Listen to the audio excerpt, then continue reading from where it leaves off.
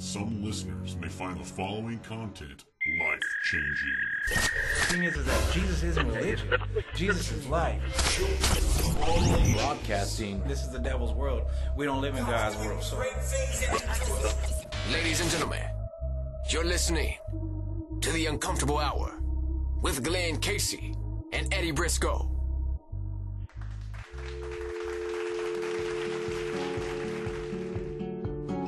We don't need no home, we don't need no room, just the ocean's roar. The good people that listen to our show, welcome to episode 4 of The Uncomfortable.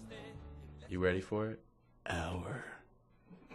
It gets them every time. Eddie Briscoe. Oh man, I'm sure they're just shivering right now. Glenn Casey. Goosebumps. Which was actually a R.L. Stine back in the day. For any of those that are that old that are listening, Goosebumps. Shout out. All right. Shout out to Goosebumps books. Shout out to R.L. Stine. Shout out to Scholastic Book Fairs. Oh man, do they still have book fairs? I have no idea. They probably have iPad fairs or tablet fairs or something. As much as I never read anything at the book fairs, I loved going because A, you got out of class, and B, well, there was more than books there. Sometimes there was candy and other stuff. I used to buy that stuff. Yeah, I understand. Yeah. It's pretty cool. I used to buy books because it was a book fair, but, I was a decent human being. Was is the key word, ladies and gentlemen. I was, and then I stopped for quite some time, and then I'm circling back. Well, Briscoe, why don't you tell us who do we got coming on the show today? Who is it? Team Godflow. It is Team Godflow. That his name is Alan W. Brown. Alan W. Brown. So he'll be joining us of course, via telephone a little bit later on. Talk about Team Godflow. Talk about what's going on over there. So very excited to have him on. Again, just like everything else, YouTube. You guys can check him out, listen to his music. Pretty talented. Yes, sir. Yes, sir. He is on fire for God, 100%. Absolutely. So really what we're going to talk about today on the show, I think is a much-needed topic. It's very important. I know that, there's a lot of things going on in the world today that are filled with, really, to be quite frank about it, with hate. And so today's episode in particular is Love Thy Neighbor. It is about love. Making the way in the world today takes everything you got. Can you explain to me how that resonates with our topic? Because I want to go where everybody knows my name. Everybody's friendly, and it's just a nice place. I want to find my cheers. Pretty sure that not... Okay, all right. All right, well, find your cheers. We will. Yeah, so there's a lot of different things going on, but one in particular that I want to definitely speak to is the immense amount of racism and hate that is going on out there. And we hear about this from all different facets. This isn't just a black-white issue. This isn't just if you're an immigrant, hate from all different sorts of avenues that is going on. And really the Bible is very clear on this. It says to love thy neighbor, right? And so, unfortunately, I think what a lot of us are doing and what mainstream media is doing is they're broadcasting the opposite of that. So it's not love thy neighbor, it's now hate thy neighbor, and that's what we're seeing today. So, a few examples of that. We've got the media. The media never says, Briscoe, do you ever remember watching news and you could turn on the news and there was something good that they had to say? It's probably few and far in between, but it was something usually, you had a positive. No, our running joke used to call bad news. Bad news. Mm-hmm. And that's not changed. It's only gotten worse. That doesn't count when the older gentleman used to come on and talk about people who turned like 160. She's a spry 115 years old out there in South Carolina. Let's say hello to so-and-so and her husband Satchel. It's just one of those things. But other than that, no, it's always been 100% negative. And why do you think that is, though? I don't know. I think that I know the guys that negative content sells or gets ratings, I guess would be the word. It's more popular. People love a good disaster. They love a good car crash. But, that's just kind of on the nose. That's really the over... I'd say that's the bird's eye view of it, I would say. Yeah, just super, super negative, super, bad instances of, and it's all over. It's not just the news now either, because now, we have so many social media outlets. I can't even get on Facebook, for example, or YouTube without seeing something negative.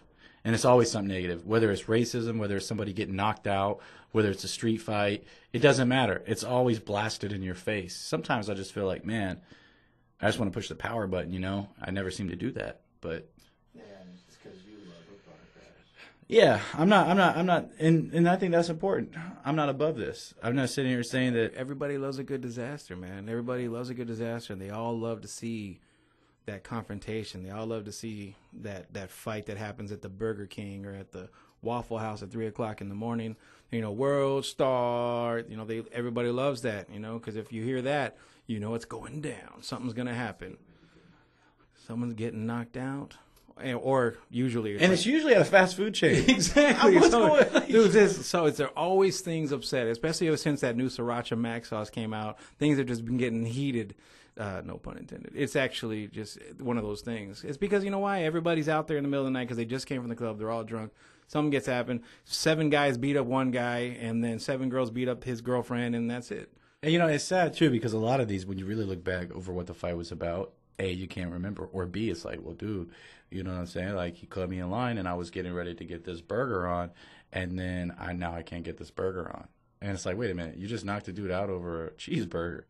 No, but it's one of those things. It's like, he stepped on my shoe. And he could have said he was sorry. Shout out to those Air Jordans. Absolutely. You know, but maybe you didn't even give him a chance to say he was sorry, because as soon as he stepped on your shoe, you looked at him, he looked at you, and before you could say anything, you punched him in his face. But I will say that I have seen a girl get knocked out at a Chevron because she told some guy he needed a haircut. I'm just saying those things that I've seen. And did anyone, let me ask you that, did anyone intervene? Oh, no. It happened too quick. I mean, her friends picked her up, but it was one of those things, dude, where, you know, she came up and they were having a conversation. She goes, oh, you need a haircut. Dude shaves his head. You know, he shaved his head.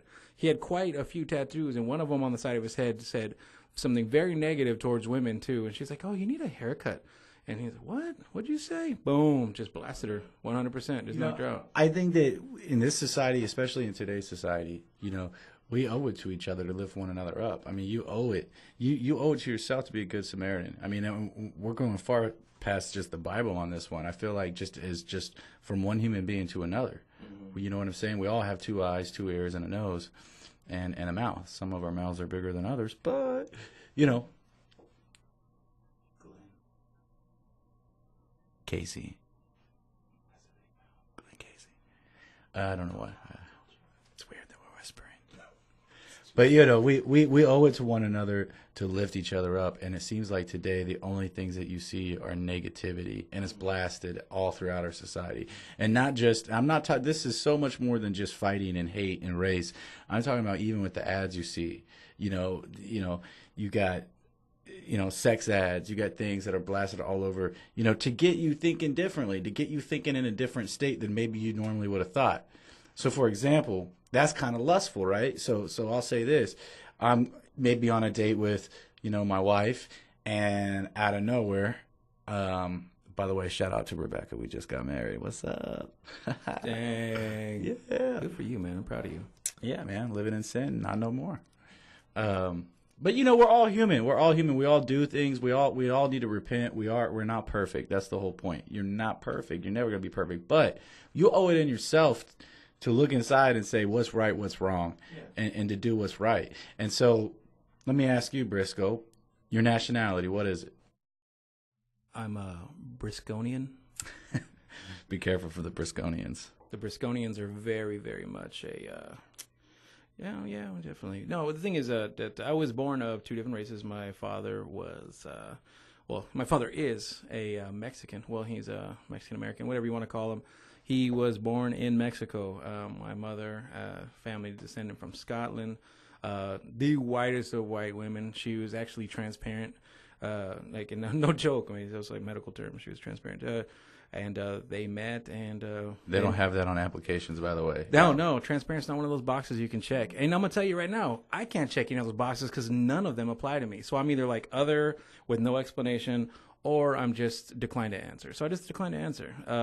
It's a difficult thing because growing up, I wasn't ever really. I mean, you know, and the thing is, like, I'm not gonna say that my mother's family wasn't gracious. I wouldn't say my father's family wasn't accepting, any of that stuff. But I just never seemed to fit in. I always felt alienated on both sides. I never really felt like I fit in. I felt like I was just kind of like a thing that people had to kind of deal with. And it could have been just me, but as a kid, I always felt that way. And it wasn't one of those things. So I always grew up with that apprehension. Always. But can you say today that even in today's economy, can you say that you experience some form of hate?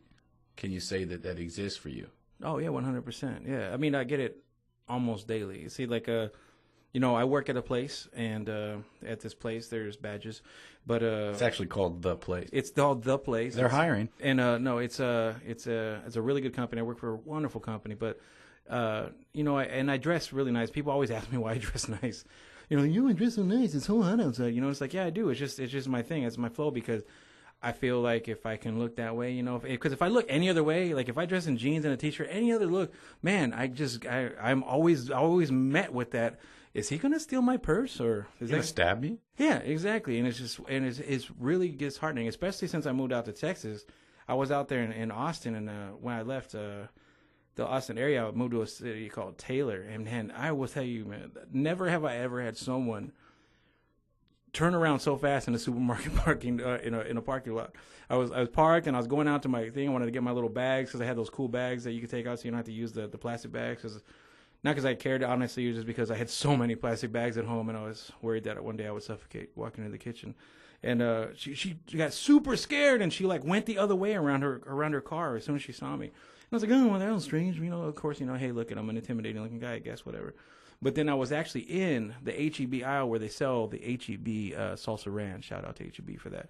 And the salsa ranch is next level. And boom, another woman, she came around, and she was looking, and she looked up, and she saw me, and because she was like flipping through her coupon, she had her elbows on the cart, you know, and boom, she looked at me, and the look of terror. Is that like stereotypes, profiling, all that combined? Well, I mean, I would just say it's prejudice. You know, she doesn't know me. She just saw me and said, oh, damn.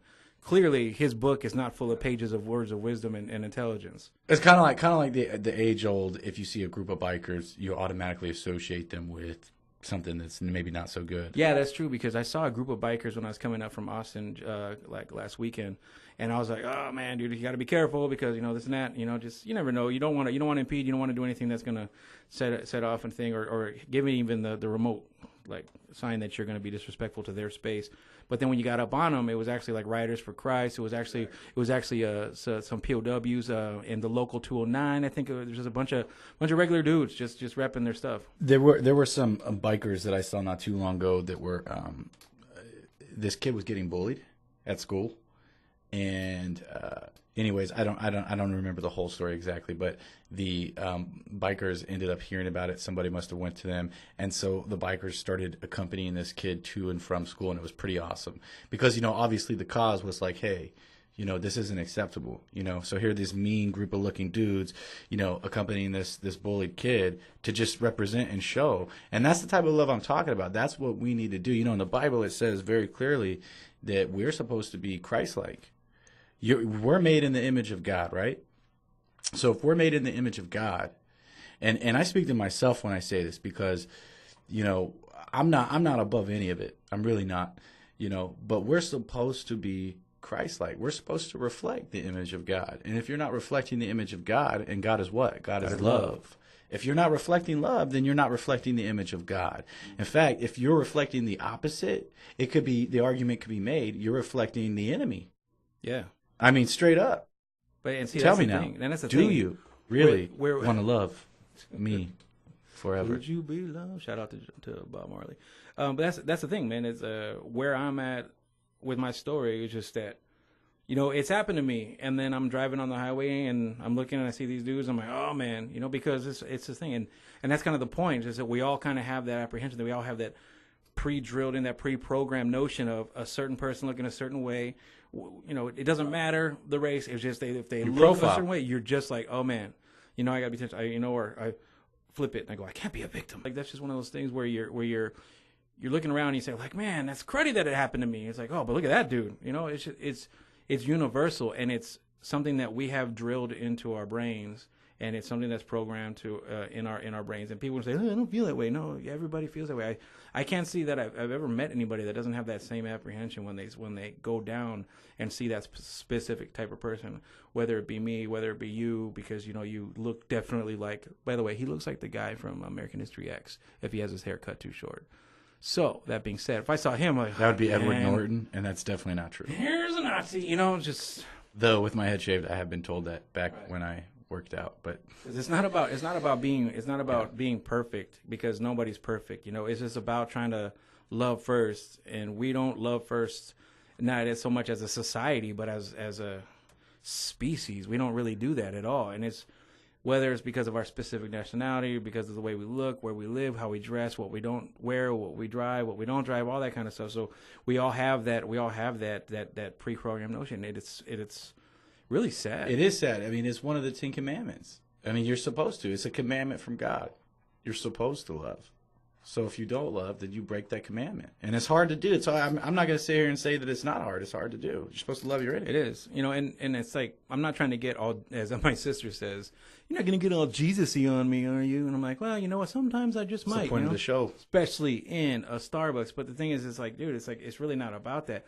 Okay, if I'm just going to take away, let's just take away Jesus. What just happened to being like a decent human being? Having a human element, right? Just being a faith-forward person. Someone that's going to go, oh man, this guy's not going to drink up my $1. It's like, dude, give the dude $1. And I'm not saying that I give everybody $1, but I'm saying is that it's not up to you to decide what happens. It's your job to give $1. What happens with that $1 is between him and God. It's between him and his demons. He's going to go ahead and he's going to handle whatever he's going to handle, whether it be you give it freely, right? Yeah, because it's either a McDouble or it's a 211. For whatever you guys don't know what that is, that's a really low expensive, really high volume alcoholic drink called 211, also known as Steel Reserve.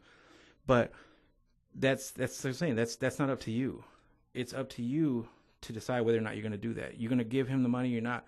Give him the cheese, dude, because you don't know. It might be that 1 in 5 chances that it's going to be the McDouble.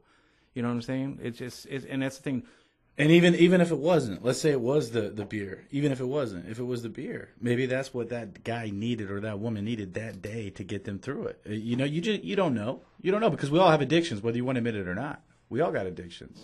But, me and Briscoe were just talking about before the show, we were talking about labeling and how dangerous that is. And there's a lot of labeling going on. It's happening within our own government right now. In fact, we have to touch on this subject just because it's a part of what we're talking about. Insane Clown Posse, ICP, a pretty well-known group that sort of started this dark music, dark carnival sort of. They were a big founder in it. I'll say they weren't the only ones, but a big founder in that movement. And so ultimately, what happens? The FBI has decided to label them as a gang. And though I don't listen to that music, and though I don't support the message behind their music, I will say this: absolutely wrong. It's absolutely wrong to do that. They're taking a whole group of society. They're taking a people without ever knowing them, without ever researching them, and they're labeling them as a gang. And let me tell you the implications that does. It causes fear amongst society and other people. They see somebody wearing that shirt, their record label, and they get pulled over. They're falsely accused. They get beaten up. There's just a lot of negative things that happen. Now they can't go do shows. They can't. This is America. This country was founded on religious freedoms. This country was founded on all of the above, right? And so how did we get to a state today where now we have decided as a society that it is okay to profile and label people? Because this is not just within us now, Briscoe. This is now the government. Our own government is doing that. Right. How is that okay? And so you guys know, we were actually not planning on speaking about this today. We were actually having a debate, and we were just discussing some stuff. Most of it we're not going to be able to say here right now. But the thing is that I feel like what we're really programmed through is fear. We're programmed to worry. We're programmed to fear this, fear that next attack, fear the mugging and the home invasion. And those things are real. They are real things. But instead of being programmed to prepare for that, we're being programmed to watch out for it through the government. We're programmed to make sure that we protect ourselves, but not protect ourselves. We just have them protect us. We have the government protect us. So we're going to go in and go, yeah, we're going to label those guys. We're going to label these Muslims. We're going to label these illegals. Well, and it could be, Mexicans. It could be Koreans. It could be Chinese. It could be, back in the day, it could be the Irish, whatever you want to say. It doesn't really matter. The thing is that we're going to do that because we don't want to have, that level of control removed from us. We want to make sure that we're in control of our own safety, and we're in a safe zone, in a safe gun-free zone. It's all of these things. But the thing is that by doing that, we give up our control. We give up that the ability to actually live, the ability to live freely and love freely. And it's a sad thing. And the thing is that it's with every time we have some sort of missile launch, every time we have some sort of truck that rams down some people, or some Charger that goes through some protesters, every Challenger, I think it was, it doesn't matter. But all of that, like every time that happens, it's just another level of fear. And then that fear, and I'm not gonna quote Yoda, but that fear turns into anger, that anger turns into hate, and then all of a sudden, bam, we're just a bunch of cis, and everybody's on guard, and everybody hates everybody, And it's just... I think part of that too is that you've lost the ability to think for yourself because you've allowed a government to do that for you, and to me that's very dangerous. I mean, so to what Briscoe's saying, I agree. Every time a terrorist incident happens, in fact, you would have to be honest with yourself, because this is how I feel, and you can tell me, Briscoe, if you're at all near it.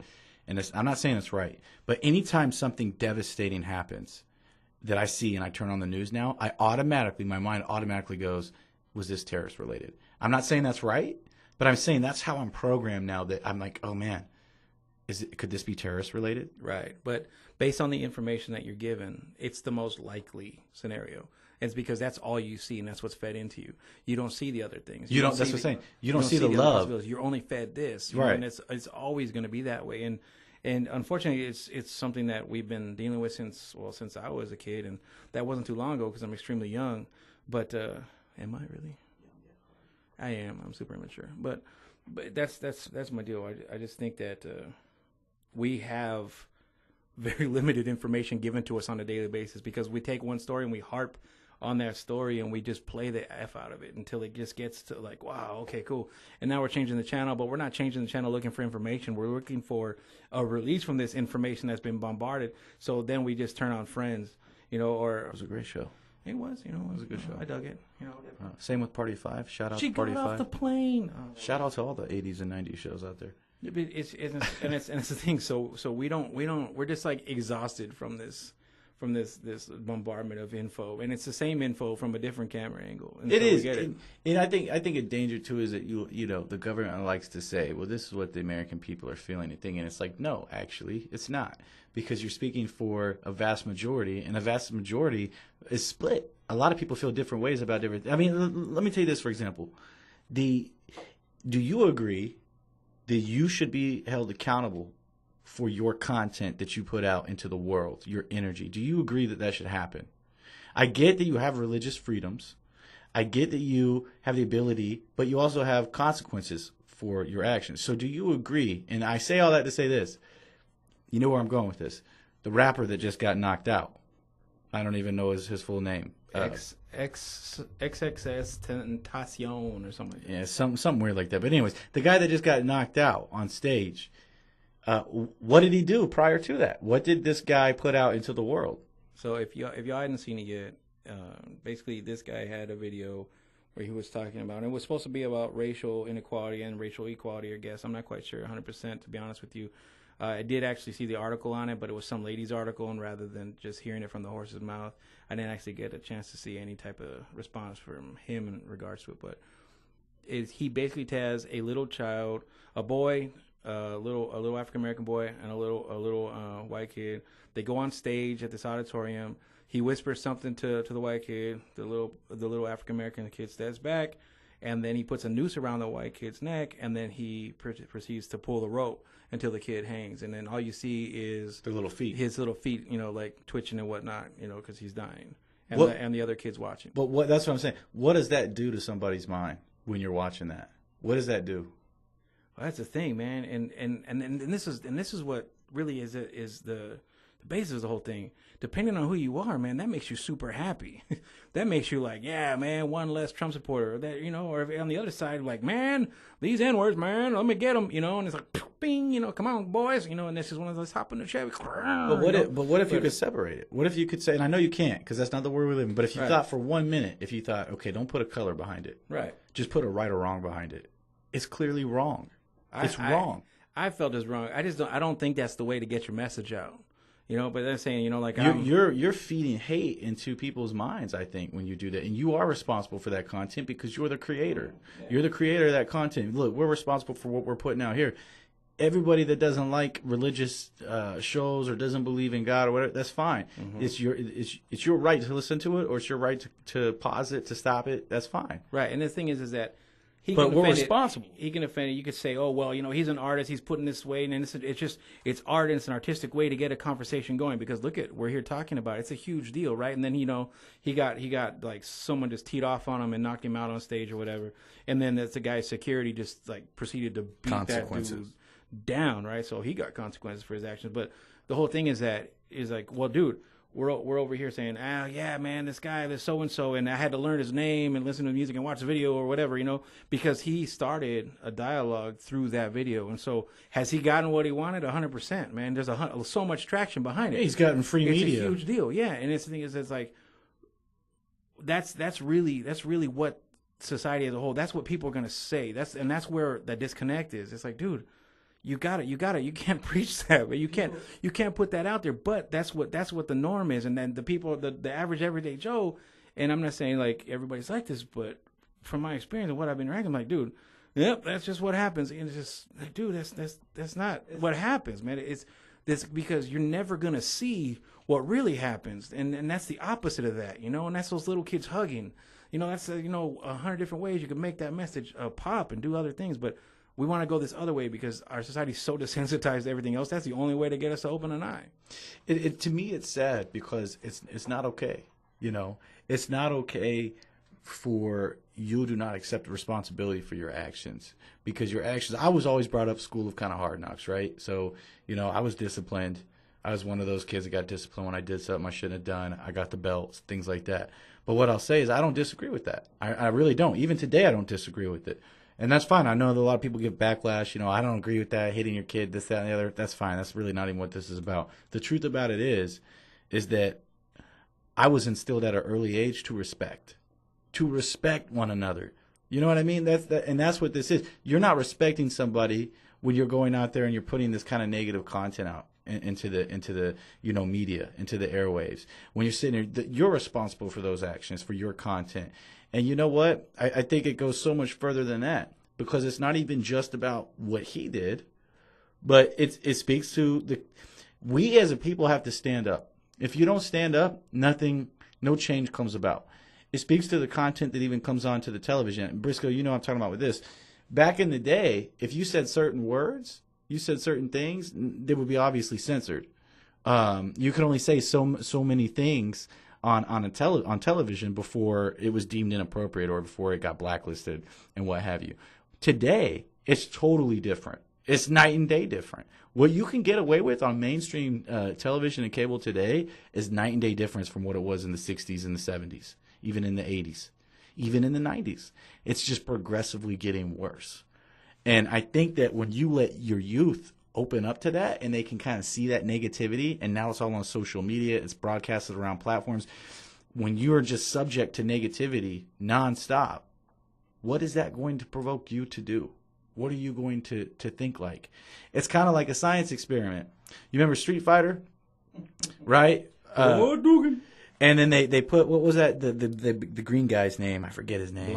Blanca, right? You remember that? Yeah. And they programmed him, and they had all these negative, like, war and images and things like that. And then what was he programmed to do afterwards? He was a fighter. He was a killer. And by the way, he was awesome at it, though. Straight up. Shout out to Blanca. Yeah, those electrical thingies. He was like a lightning little ball. He's like a little angry chihuahua. Shout out to Blanca, the fake Hulk. Shout out, boy. The fake Hulk. You know what I'm saying? Blanca and Hulk. Let's get it on. Anyways, the Hulk and the Wolfman had a but yeah, I guess my point is that you can't sit here and say, well, I can do whatever I want because this is a free country, and not to expect to have any type of consequences over the content that you put out because you're the creator of it. you should be subject to it, to scrutiny, because this is youth. This is our youth. These are people that are going to be running this world, hopefully, if there's anything left of it, after we go, right? And how are they going to be doing that? It depends, because it depends on their morals and values. For me, my mom and dad have a good moral compass. You know what I mean? So, like, for me, I was raised with good values instilled, with, right from wrong, to respect your elders, things like that. A lot of good that did. It really didn't do a lot of good, but I was raised with that. I was raised with those values, with those morals, and I'll say that resonates with me today, because I've got 2 kids, and I won't allow them to be disrespectful to an adult. I won't allow them to, to backtalk me. If they do, you can do it, because that's free will, but there's consequences that come with it. And I think that part of the problem is that's gone from society today. A lot of that is gone. How many people you see out there and their kids are running around running amok? Like, what? Yeah. What are you doing? What is your kid doing right here? Or you're at some party or whatever, and you see a kid at the party. Are you serious? Right? Like, we went to a UFC fight not too long ago, right? Yeah. And there's like 2 kids at this UFC fight, and it's ridiculous. It's like midnight, and these kids are like 9 and like 6. And all kinds of drinking's going on. People are cursing, people are drunk, all this kind of stuff. We were only there to preach the word. Right. We were just there talking about the gospel, of course, but that's a lie. That's a straight up lie. Wow. But I'll say this. I'm not allowing my children to go to that. Are you kidding me? What is wrong with people, though? That's the thing. The moral compass is what I'm talking about. It's missing in a lot of people. It's like there's no right from wrong. But that's where you're at too. I mean, I know we're kind of all over the place. I feel like we've kind of just touched on 100 different subjects in a few minutes of time. But I feel like we have this huge like moral declination. Like, the society as a whole just doesn't have any type of morality. The moral compass is just kind of dead, man. There's no true north in it anymore. That's one of the things I love so much about Texas, is that out here there's still that sense of community. When I first came out here to visit, I was going into one IHOP like at 1:00 in the morning, and these dudes like just opened the door, like these like random looking dudes that if they were from where I'm from, it would be something to worry about, because I was saying like, oh man, here we go. And then they would open the door for me. He's like, there you go, man. And I was like, what? And he let me in. I was like, wow, man. Say what? No, seriously. I was like, wow, man, come on, man. Don't do this. Rob me. This is weird. It was great. And then when I was coming out, I opened the door for some other dudes, and it was just like, man, I appreciate you, man. I appreciate you. Thank you, brother. I was like, dude, like, this is so weird to me. Like, that level of communication, that level of eye contact, that the acknowledging the person you're walking past. Hey, how you doing today? Or, just something along the lines of when you're riding down the street or whatever, you're seeing your neighbors and they wave to you. That's just something I've never seen before. I mean, when I was a kid, there was a little bit of that, but now it was nothing. Like, from where I came from to here is night and day. And people from here complain about how it's gotten bad. Right. I can't imagine how awesome it was before. I mean, if you take away, all the, crazy racism. But I mean, this is the best place I've ever seen as far as I'm concerned when it comes to that. Okay, so now don't get a Texan in a car, because that's when the helmet comes on and the black paint goes over the cheeks in that Braveheart kind of way, and then everybody gets buck nutty. But it's a real big surprise to see that, and it's something that I guess is missing from everywhere else. If people out here still go to church, they take their kids to the park, they're really enthusiastic about sports.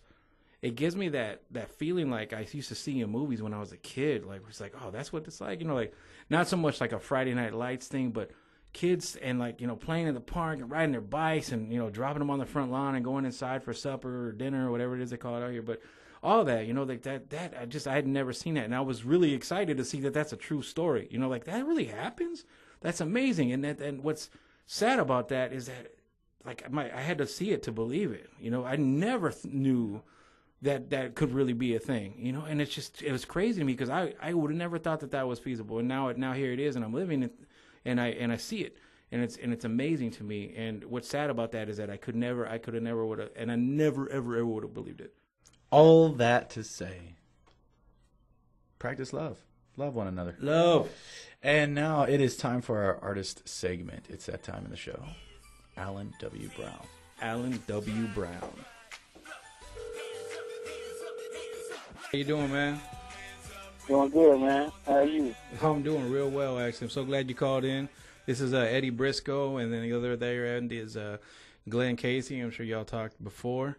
We just wanted to bring you on here, man. We know that you're on fire for God. We just wanted to get your name out as much as possible and just talk about you and what's going on with you, as a whole. We're just listening to your music, and we wanted to let you talk about that as well, man. I'm glad you called in. Thank you so much.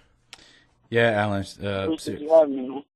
Yeah, man. We appreciate you taking the time out to come on the show for sure, brother. All right. So what we wanted to do, basically what we do is when we bring on an artist, we just want to talk about really actually just kind of your story. Maybe if you can maybe share your testimony, if you don't mind, if you're comfortable with that. If not, we can always speak to just strict with your music. But we just kind of like to know, for anybody that doesn't know who you are, let's just say anybody outside that's listening, what is your story? Let's let them learn about you and where you came from. Give us the truth about Alan W. Brown. All right. Yeah, man. I grew up, like I said, I grew up in the church and everything. Been going to church since I was probably about 10 years old. Started going to church with my family and stuff. But, just going to church, but I didn't have a relationship with God or nothing like that. But like I said, I was in church, I seemed like I was all right, but I didn't have no relationship with God. When I became a teenager, like I drank, I smoked, I did all the worldly things and stuff like that, and still was in church and everything, but I didn't know God at all. I smoked weed, I would smoke weed, be high up in church sometimes. Like, I just didn't care. I didn't really. Whoa. Yeah. Hold on real quick. So Mr. Brown, is it okay if I call you Mr. Brown? It sounds boss to me. That's fine, man. Mr. Brown representing Team Godflow. Let me tell you right now, about 5 months ago, I started my walk with Christ, right? Mm-hmm. I used to go up into the church blazing, bro. Like just straight up high, expecting to hear God. Your story already is resonant because, dude, I'm telling you right now, I used to go up in there thinking like, oh, why isn't God speaking to me? Why isn't he talking to me? And I was high as a kite.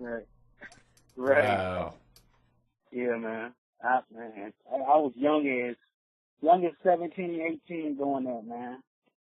And like I said, I was lost. I was in the church, but yeah, I was still lost. And around about I was about 19. God introduced me. At that time was my girlfriend, but introduced me to a lady that really changed my life, man. She really, kind of made me, think about life in a different way.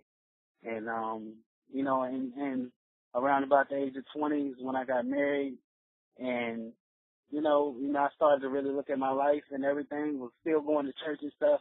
And it was like every time I would go to church, it was like the sermons and stuff was more clearer. Like it seemed like every time the pastor would preach, like the message what he was preaching about was directly to me. And I know that now. I know that was God speaking to my heart. And like I said, I realized that I asked myself the question, like, if I died today, would I go to heaven? I heard him talking about heaven and everything. I heard about hell, and I just looked at my life and said, if I died today, would I go to heaven? When I thought about it, I said, no, I wouldn't. And like I said, I kept going to church, kept hearing the sermon, and finally, still with that question also looming in my head, finally I just gave up, surrendered to God, and completely gave my life to God around about the age of 20. And I've been serving him ever since. Still not perfect, still growing, but ever since then, I've been on fire for him. And that's something we actually were just talking about. It's just that none of us are perfect. None of us are actually ever going to be perfect. Only God is perfect. Right. Only Jesus is perfect. But how you live and how you put yourself out there and what you do with your time is really what's going to make the difference, to put your stamp on this world. And we were like I said, we were just talking about it, like, dude, this dude's on fire for God. Like you hear a lot of artists that are out there, they're doing their thing, but and they want to sneak God in there, and you're not sneaking God in anything, man.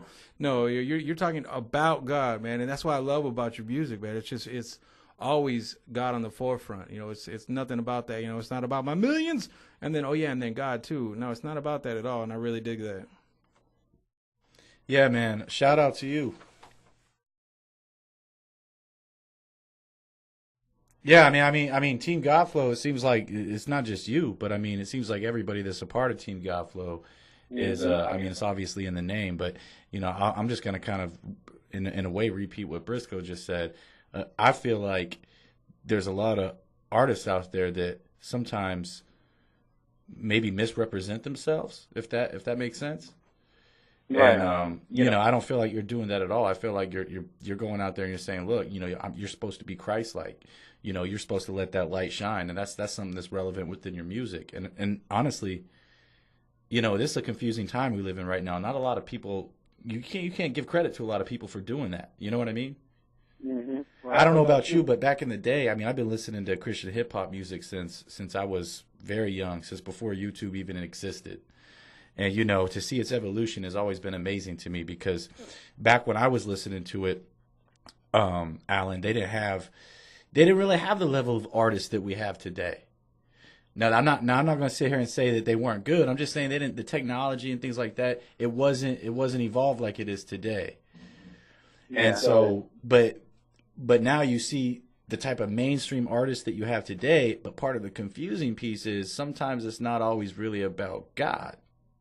Right. Yeah, true.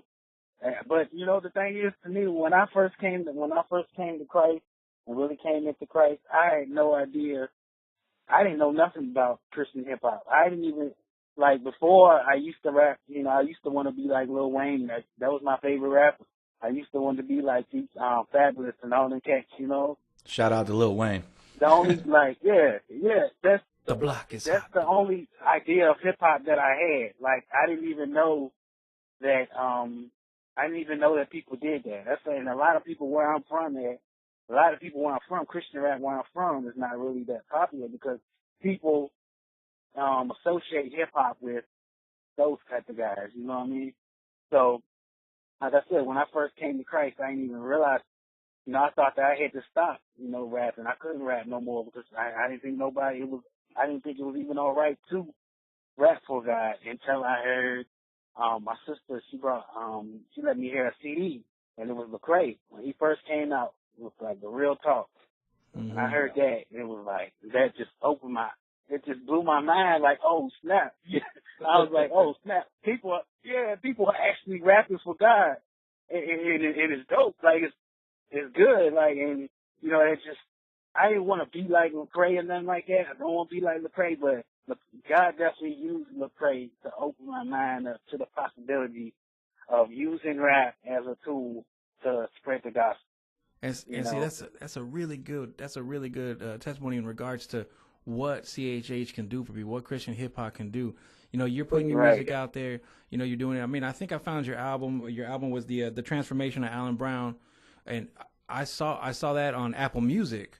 And I was like, oh man, he's on Apple Music, boom, boom, boom. And then of course, I saw, we got on YouTube, that the way to do it. But the thing is that it doesn't, he did that, and now you're doing this. Lecrae did that one thing, and Lecrae wasn't a huge dude, like you said. He was just starting out. He wasn't a big name. He wasn't on the radio, but you heard him. And then, bam! And now you're on fire for God. You're a soldier for Christ, and that's all it takes. And that's why what you're doing is so important. And that's why what we're trying to do, and we're still beginning in our walk, just like we are in our podcast. We're still new, but the thing is that we're trying to give you as much of a platform as possible to get the word out about what you're doing, because it's only going to take to that other one person just to hear that, to hear what you're saying, man. If they're gonna hear Hands Up, they're gonna hear Dream Big, and boom, they're gonna become that person. It's gonna create a soldier, man. It's gonna create a soldier. It taught me Christian rap, looking at it, and when I first, was introduced it, when I started to see the videos, it was like, it taught me that, okay, becoming a Christian, I can still be myself, but I just gotta change the way that I live, but I can still be myself, because that's what I saw. I saw Lecrae, I saw him just being himself, and just using his tool, using his gift, for God, but he was still being himself. I thought I had to change up and, you got to become and act this way, certain way. Can't do this, can't do it. Like, no, you still can be yourself, but you just got to change the way you live and obey God's word. It's definitely eye opening and it's life changing. Let me ask you, Alan. Tell me about Team Godflow? How did Team Godflow come together? How did it start? All right, it started with just me. I made a song a couple of years back. I had did a song called Godflow, and and then God just put the idea, the concept in my mind of having a team Godflow. It's like having a team, not only it being a group, but it being like a community. It's like it being like I said, it being like a community, like the people that support. I envision the people that support Team Godflow to feel like they are a part of the team. It's like a team thing. Everybody, all the supporters, fans, artists, people that are behind the scenes that are working and helping. It's like a team, and the goal is spreading God. It's all about God. Right. Let's get as many like-minded individuals you can. Right. And just start doing God's work. Right. No, I was just going to say that I've noticed the progression of your music, though. I mean, listening to your music, and, I think you heard me say this earlier about God is Dope. I feel like that's just a straight dope track, and I love the fact that you use dope because I use that word all the time. Exactly, yeah. I love how you defined it in the beginning, too, just to make sure. Right.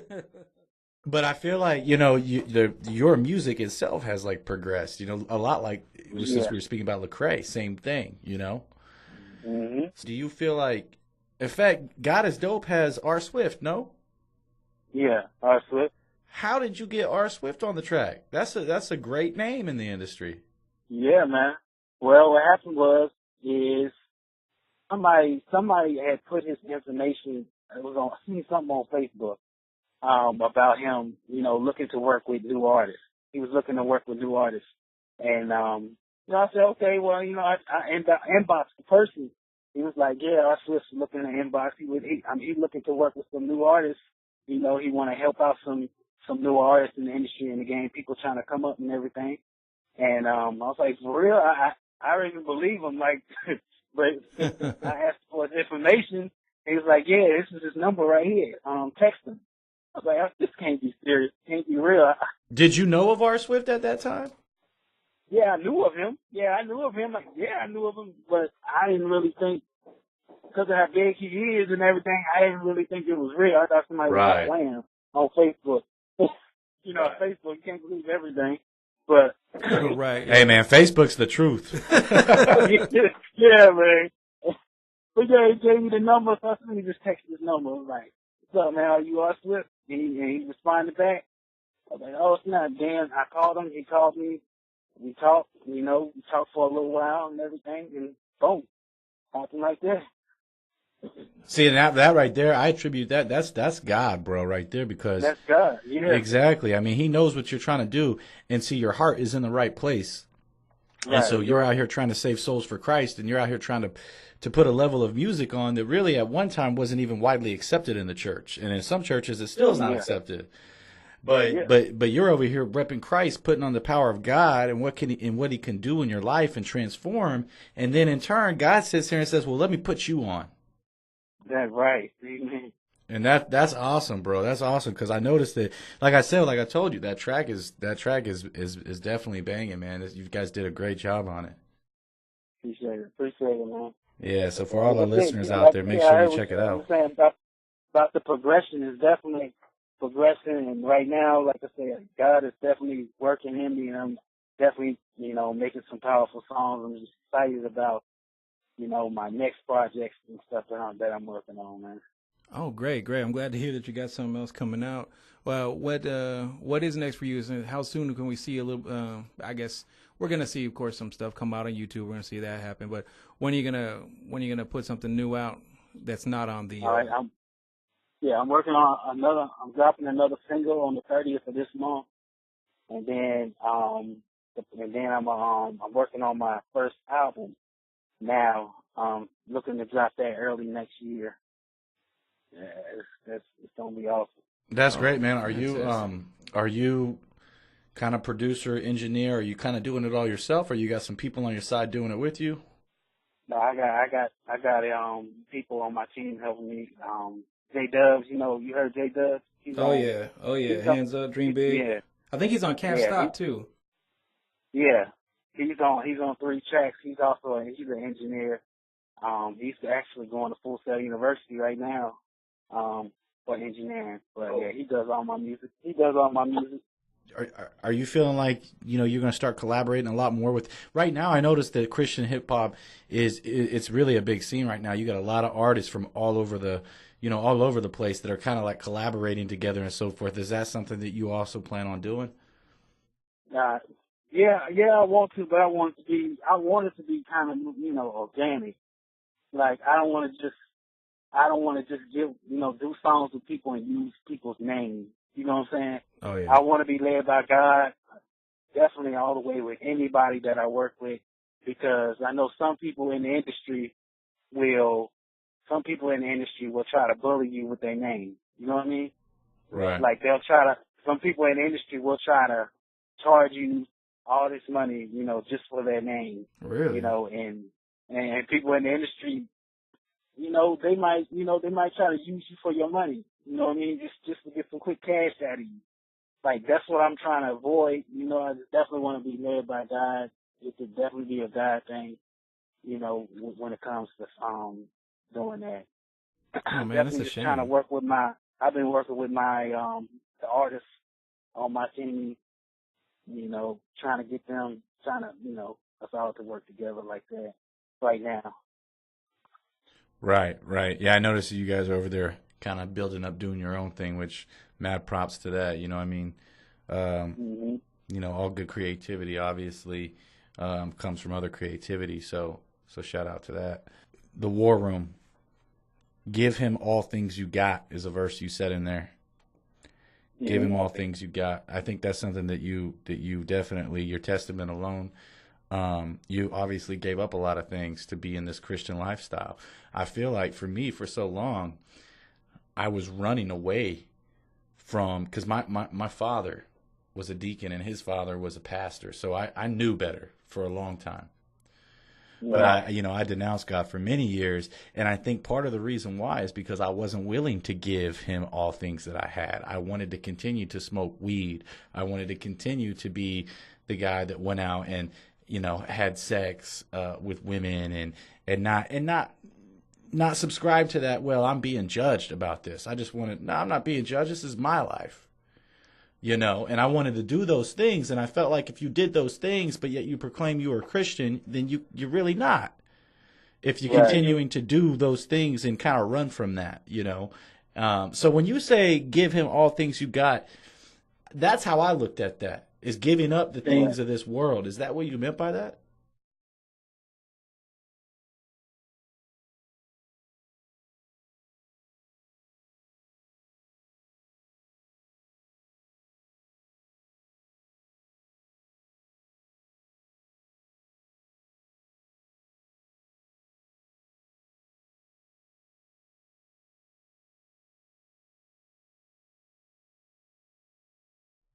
Me and Briscoe were just talking about that. Our subject on this episode was really there's not enough love in the world. There's a lot of hate out there now, and that's obviously that's one of the things that we like so much about you is that you're not part of that negativity. That you're responsible for your content that you put out there. Right. Did you hear about this rapper recently that had a toddler being hanged from one of his videos? No, I didn't hear about that. That's crazy. Yeah, so, basically there's a lot, big controversy over that, but when you do a music video, you're still responsible for the imagery you're putting out there. So, what would you say to up-and-coming artists and to a lot of independent artists about content? What would you speak to that about? What's your view? I think, I would tell them to definitely be careful because the Bible tells us to guard our heart. The window to your heart is the eyes and the ears. What you see, that's what goes into your heart. What you hear, that's what goes into your heart. So if you're putting images out there that are making people worse and not making people better, like putting images out there that people are seeing and it's going into their heart. It's like, you know, you're going to cause somebody to stumble. You know, you don't want to do that. You know, I would tell them, you know, that it's not nothing to play with. It's a big deal with what we're putting out here, because what people see and what they hear is everything. Yeah, absolutely. If you on that kind of same avenue, what would be your best piece of advice that you can give an upcoming CHH artist that he's thinking, you know what, man, I can do this. I think I can do this. What would be the first thing? Like anything you could look back, any type of mistake you made, any type of misstep, or any type of door that you were just able to find open. What would be the biggest piece of advice you can give that one person? Don't give up. Don't allow what people say, what people's opinions about you stop you. Because, you know, a lot of times people will allow artists, it don't matter what you're doing, it's easy to allow what somebody thinking, what one person say stop you. But you gotta realize that everybody got an opinion. And what I realized, that the thing that changed everything for me is when I realized that nobody's opinion is right and nobody's opinion is wrong. It's like everybody's gonna have a different opinion. Just because this one person didn't like your song, don't get mad or get discouraged about that, because guess what? Somebody else might hear it and say, "Oh, I love it." So who's right in that situation? You're gonna look at the person that said that they didn't like it and say they're right, or the person that said who's right and wrong? Nobody's right or wrong. It's like they got their opinion. So just don't be discouraged by, you know, what people say. Just keep going. You know, the only person that can kill your dream is yourself. You know, the dream is inside of you. The dream is inside of you. It's like a baby inside of you. The only way that baby gonna die is if you kill it. You know? Right. So just don't allow what other people say, what they think discourage you. Just keep going, keep running, no matter what it look like, the situation, the circumstance, what it looks like. Just keep going. Dude, I feel you. That really resonates with me, man. That's really good, because when we were actually starting this up and we wanted to do a different type of podcast, we came through and we kind of about the same time had this idea, like, you know what, we need to do something pro God. We need to do something that's gonna really just kind of tell a more of a godly story about us, because we're beginning with our walk. We're just doing our thing. We're trying to be just like regular guys trying to live righteously. So it's one of those things. But we actually had a couple of instances where it wasn't going to come to fruition. There was a few times where we were like, I don't want to say we were fighting, but we maybe had a couple of disagreements. We had another person that was in this, and there was a big, huge disagreement there, and it was just like right when you get to that point where you're about to really do something big, and then keep it, if it's going to be righteous, if it's going to be for God, that's when the enemy starts poking at you. So, that's when, you feel these little roadblocks come up and you're like, oh man, now this is like, yeah, man, he's going to do whatever he can. He's going to do whatever he can to make sure that this doesn't come to fruition, man. Cause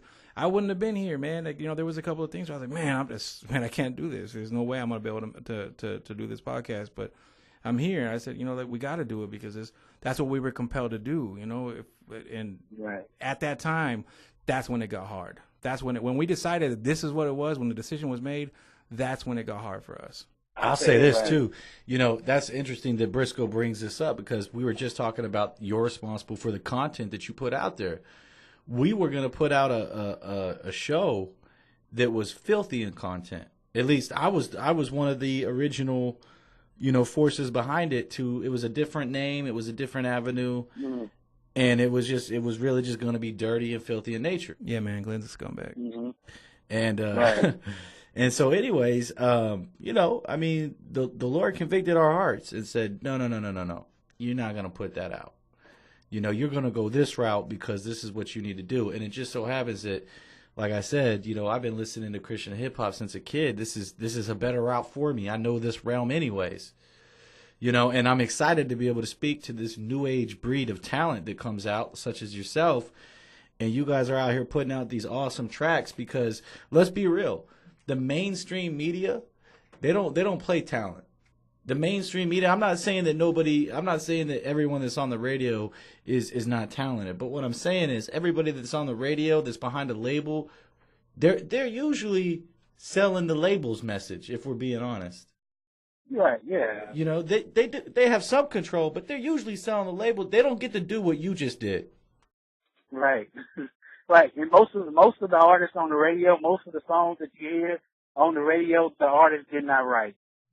Yeah, Ghostwriter or somebody else themselves. Somebody else it's wrote so it. true. Somebody, and they got this image, and a lot of the music, mainstream music world is about image. I noticed, you know, your image is everything. You know, they make you and mold you into the person that they see you being. You gotta carry that image and be that person, put out music, you know, that matches that image, and that's what it's all about. you know? Right. And you know, I'll speak to that a little bit. It's one of the things that, one of the biggest things for me growing up, because I'm from the West Coast, of course, was Tupac, right? And if you say Tupac, well, you know, he was a prolific rapper and all that stuff, but if you really saw when he started making it, when things started really doing, like, going big for him, that's when his content, I mean, he was still doing, he was still ill, but his content kind of like regressed. Like, he was talking about Brenda Got a Baby, he was talking about political stuff, he was talking about things that mattered. And then once he got big, that's when he started talking about being a thug. That's when he started talking about that life. And all of his content really switched and it went backwards. Right. And he still a good rapper by all means, but he's a really good example of something you just said. And that's one of those things that I grew up, of course, I'm gonna hit him up, of course, Biggie and the Section Claim, all that stuff. But when the real boy is down to it, his music just went completely reverse. From that positive, the positive flow he was going, he went backwards, and that's what could happen. That's what happens when a record label grabs you, man, because you got to put that out. You got to put out what sells. Right. Yeah, he had to follow.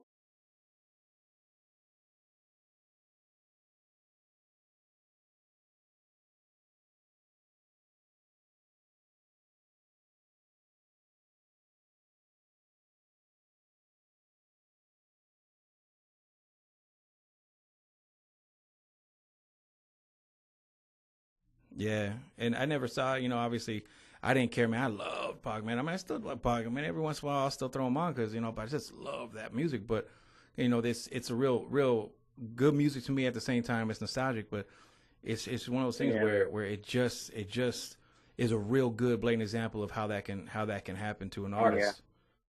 Hey, Alan, a lot of these artists talk about selling their soul to the devil. And so I just wanted to ask you what your thought was, because to me, that means going against your moral compass, doing something to get into an industry or doing something that you don't necessarily agree with so that you can reach a certain level of fame. And so I think, some people call that selling out. Some people call it selling your soul to the devil. There's a lot of different terminology for it. But, let me get your thoughts on it, because, I mean, obviously you're over here repping God, putting God on, but, to get to a certain tier or a certain level, what does that look like for you as far as your moral compass is concerned? Compromise. That's the one thing I think about is it's compromising what compromising what is right. Compromising the truth, compromising going against God's words, doing something that God ain't pleased with you doing, but if I do this, it's gonna make me more popular. If I do this, it's gonna give me more fans. It's gonna give me, more money. That's basically what it is. Yeah, but It's compromise. Do you ever see yourself leaving like the CHH realm? I mean, so basically, let's say you get a chance. Let's talk about Lecrae for a minute, and I'm not talking about him in particular, but I'm saying everyone knows it's no secret what happened. He was in CHH. Now he's mainstream. I'm not judging him for that. Lecrae knows what's right for him. But do you ever see yourself stepping outside of that box of that CHH community, or being independent totally? What does that look like? It just, I think you gotta follow God's lead, no matter what it is. I think sometimes God will lead you to do some things that don't make sense to Christians, don't make sense to people. You just gotta be open. I think you gotta be open to God and open to doing what he leads you to do. If he leads me to do a song with Ty Dolla $ign, if he leads me to do a song with, as long as the song is still about God, as long as the song is still, not compromising nothing that I believe in or nothing like that. And, if God leads me to it, I would do it, Yeah, I feel You you. know, I because get what a you're lot saying. of times we want to put God in a box and say, oh, God wouldn't tell you to do a song with this person, that person. But you don't know. God's way of thinking is not like our way of thinking. Lecrae doing a song with Ty Dolla $ign, you just don't know. We don't know what impact that made on somebody in the world.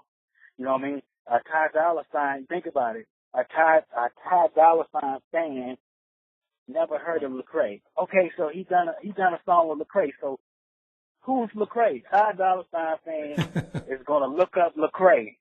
They're gonna look up Lecrae, and then all his music is gonna come up. And the music that he made about Jesus, somebody, like, tell the world, somebody saw that song and heard about Jesus. Somebody heard the song, all the songs that he made about God, somebody was introduced to God through him doing a song with Ty Dolla $ign. But a lot of people don't think like that. They automatically want to throw him under the bus and talk about the man. And I'm like, man, we don't know what God is doing. It's like, don't put God in the box. Don't put nobody in a box. It's like, we got to follow God's lead, no matter what people might say or what people might think about it. Yeah, exactly. And that's one of those things that he was talking about. Is that could be the springboard that puts Lecrae's name out there and his music out there. People are like, oh, dude, this was Christian. No, let's not have that. I can get down to this, and it could be that experience that brings a whole new just level of exposure to him and to his catalog. Which, you're right, though. That's a really good point. Yeah, and I think about, me myself, I listen to the music. I listen to the song. And you listen to the song, blessings, it's about blessings. It's about the blessings of God. It's like he's talking about it and thanking God for the blessings. The video, he's showing his family. He's not showing off cars and money and all this stuff. What you see in the video is his family. That's what he's showing off, his family. He's saying, thank you, Lord, for my family. He said, them blessings be coming from God above. Like, I'm listening to the song, and there's nothing wrong with the song. Even what Ty Dolla $ign is singing, I don't know exactly what he was singing, but it was nothing wrong with it. I don't know. No, I don't feel you. I got you. Absolutely, yeah. No, it's just one of the. There's a lot of judgment and scrutiny. Right. That people, they like to jump to conclusions. A lot of that happening right now, so.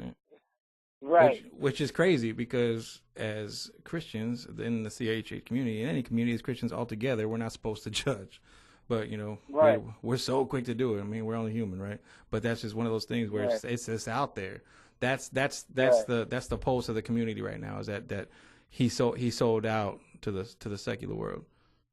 Right. And that I know you listen to like the songs like Can't Stop Me Now, you listen to some of his songs, that weighed heavy on him. That done something to him. All the judgment, all the stuff that people were saying about him. Man, you look at it and say, you might say, why do you even pay attention to that? But, after a while, you keep getting thousands and thousands of messages and DMs and, mentions about this and that. You listen to it, listen to Can't Stop Me Now, was like, he was in a dark place at one moment. Like you said, at one point, he thought about, like, just being done with the faith, like, being done with God completely. And thank God that he didn't. And thank God that God, spoke to him enough to say, and he realized not to do that, but we could have lost, if you think about it, we could have lost a brother, we could have lost our brother by judging him so much. He could have said, forget God, forget everything, and went the other way. Yeah. All because people not enough positivity were judging him so much, man. Yeah. Right. That, honestly, man, that like I said, man, that hits so well with what we were talking about earlier. There's so much judgment and hate, and there's not enough positivity going on. But, you know, I just want to say this for the listeners out there. Make sure that you check out Alan Brown, Alan W. Brown. He's on YouTube. You can check him out on Twitter, you know, Team Godflow all the way. Apple Music. You know, he's got obviously a barrage of music that's out there. He's done features with other artists as well. And he's got some new music, as you just heard, that he's working on, that he's getting ready to drop. So yeah, go check out Hands Up for sure. Check out Dope if you're really into dope music. That is dope. The GOAT, as he would say in the track. God is the GOAT. God is the GOAT. Absolutely. So Alpha and Omega. Oh, I love it. Alan W. Brown, man, I thank you for helping put us on too, man, because just as much as we're trying to extend this platform, and we've gotten great response from a lot of artists, we thank you very much for putting us on. So we thank you for the opportunity as well, my friend. All right, man. I appreciate the opportunity. I can't wait to put this out there to the people. Yeah, we'll definitely, you know, we'll definitely help plug you and continue to do that. But one thing we always like to do before we let anybody go, my man Briscoe likes to do a word of prayer with everybody just to help you and help you continue doing what you're doing. Is it okay if we do a moment of prayer? Oh, yes. All right, then. All right, appreciate it, man. And Father God, and we come to you here. We got Alan in front of us here. We're just having this great conversation, this great dialogue, just to kind of about not being hypocritical Christians, Lord, and just kind of moving forward and keeping the faith and not judging, being positive, and give a lot more good for him and not as many of those what's he up to. So, Lord, I just want you to just give Alan, please, Lord, just to grant him that strength. And he's already got that conviction, Lord, but if you could supercharge that conviction so he can just keep his movement, he can stay on fire for God, Lord. I just really pray for the desire, go, Lord, for the people to get to know you, get to know Alan, so you can just hear the words that he's saying, because they're all about the glory of God. Thank you so much for everything that you've given us today, Lord. In Jesus Christ's name we pray, Lord. Amen. Amen. Amen, amen. I want to say September 30th, when my new single is dropping, No Stress, featuring my brother J Dubs, working on my first album, my first official album coming out next year.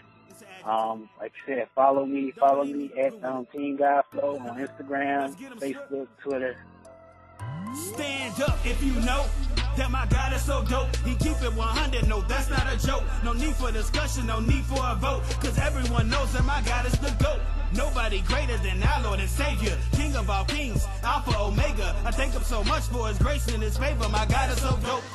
Yeah, no question, I got his dope. No one compares to his greatness. He on the throne, everybody wanna claim it, but their crown is looking a little makeshift. Basically vacant, got us all screaming foul like flagrant. They want the light but don't want the giver.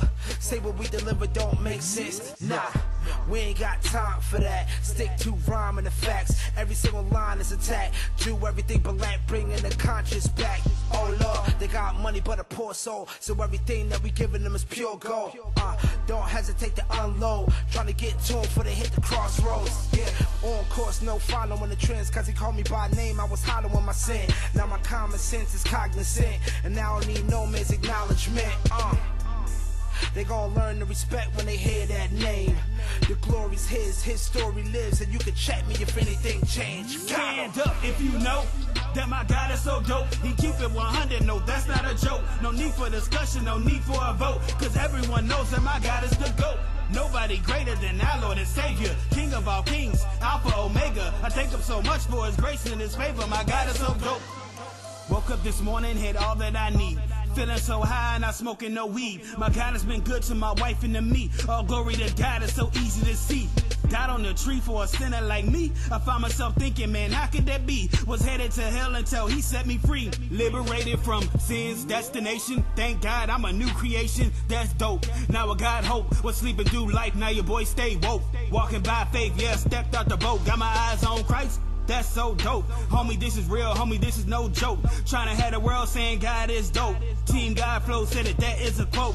Got me feeling ecstatic on the real. I'm a fanatic.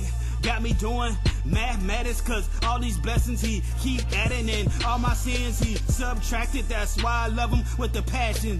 That's why I'm rapping. I keep it 100, no acting, it's all passion, real talk. Stand up if you know that my God is so dope. He keep it 100, no, that's not a joke. No need for discussion, no need for a vote, cause everyone knows that my God is the GOAT.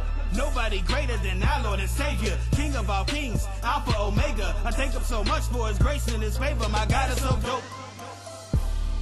God is dope. Deny it, I'm on your throat. What other reason could there be for me to go for broke? You know I'm on the boat with a soothing anecdote. Make fun of my God one more time, I'm leaving up in smoke. Looking for a way to escape again. There's no other door, so I make one straight through a wall. God pulls me back, he's so awesome. So I thank him every single day that I'm alive. Could've spent some time behind bars in a jail cell, but he keeps me fly. With him I have life. I'm keeping faith and he gave me a reason to survive. Why would I live for the world if with him I have eternal life? Why would I wanna give up my soul to the world if they take my life? I don't know about you, man, but I'm living for the light.